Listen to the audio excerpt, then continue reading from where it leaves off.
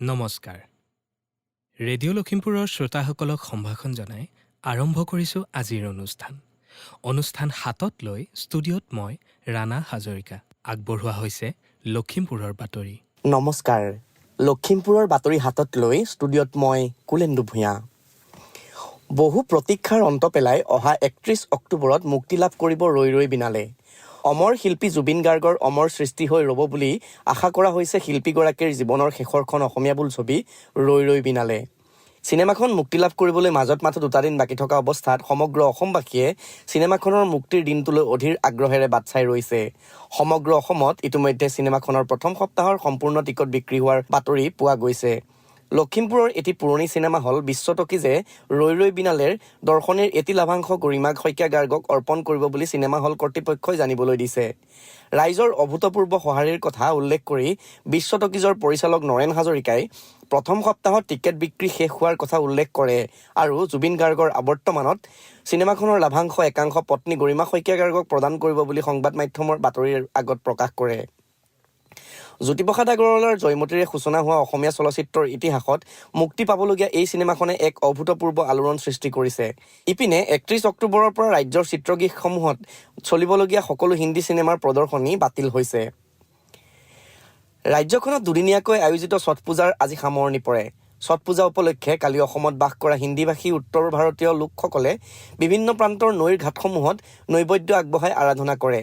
কালি নিশা বিভিন্ন সাংস্কৃতিক আৰু আধ্যাত্মিক কাৰ্যসূচীৰ মাজেৰে নৈৰ ঘাটতে থাকি ভক্তসকলে আজি পুৱা উদিত সূৰ্যক প্ৰণাম কৰি পুৱা অৰ্চনা আগবঢ়ায়।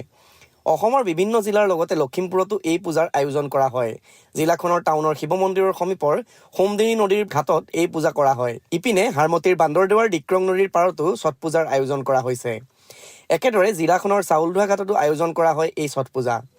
ঘাটসমূহত কালি অগণন লোকে ফল মূল পিঠা পনা আদি আগবঢ়াই অস্তমিত সূৰ্য দেৱতাক আৰাধনা কৰি আজি পুৱা উদিত সূৰ্যক ভক্তসকলে আৰাধনা কৰে।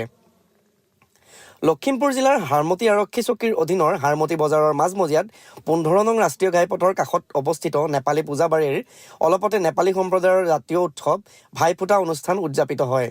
অনুষ্ঠান পৰিৱেশনৰ বাবে প্ৰশাসনৰ পৰা লাভ কৰা নিৰ্দিষ্ট সময়সীমা উকলি গৈ বহু নিশালৈকে সংগীতানুষ্ঠান পৰিৱেশন কৰা বিষয়ক কেন্দ্ৰ কৰি নিশা আৰক্ষী আৰু আয়োজকৰ মাজত এক হুলস্থুলীয়া পৰিৱেশৰো সূত্ৰপাত হয়।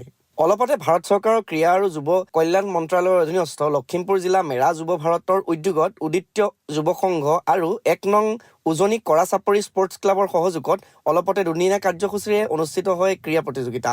তেলাহী উন্নয়ন খণ্ডৰ স্থানীয় যুৱক যুৱতীসকলৰ মাজত কাবাডী, ১০০ মিটাৰ দৌৰ, দীঘল জাঁপ, ডিস্কাছ আদি ভালেকেইটি প্ৰতিযোগিতা অনুষ্ঠিত হয়।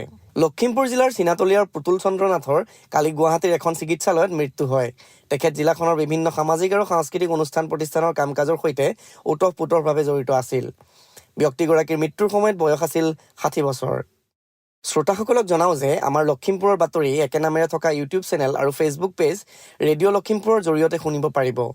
নিয়মীয়াকৈ বাতৰিসমূহ শুনি থাকিবলৈ ফেচবুক পেজটি লাইক নাইবা ফ'ল' আৰু ইউটিউব চেনেলটি ছাবস্ক্ৰাইব কৰিব। আমাৰ আজিৰ নিশাৰ লখিমপুৰৰ বাতৰি ইমানতে অন্ত পৰিল। পৰৱৰ্তী বাতৰি প্ৰচাৰ হ'ব কাইলৈ নিশা ৮ বজাত। নমস্কাৰ। শ্ৰোতাসকলে ইমান পৰে লখিমপুৰৰ বাতৰি শুনিলে। এয়া ৰেডিঅ' লখিমপুৰ। আজি